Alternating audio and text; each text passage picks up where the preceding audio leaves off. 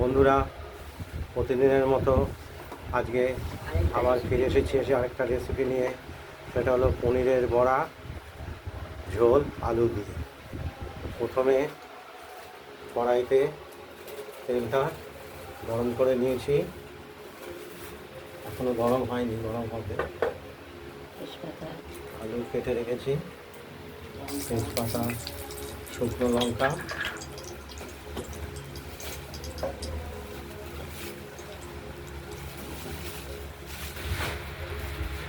দারচিনি,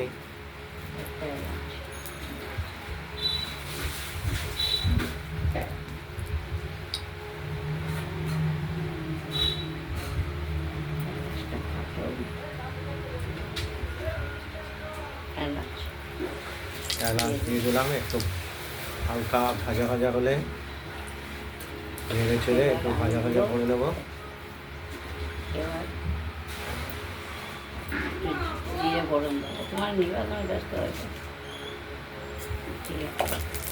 জিরে দিয়ে দিলাম, সাদা জিরে,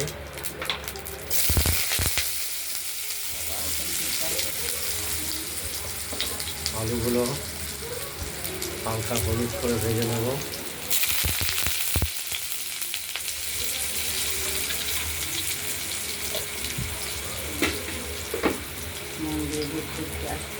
স্বাদ মতো নুন দিলাম।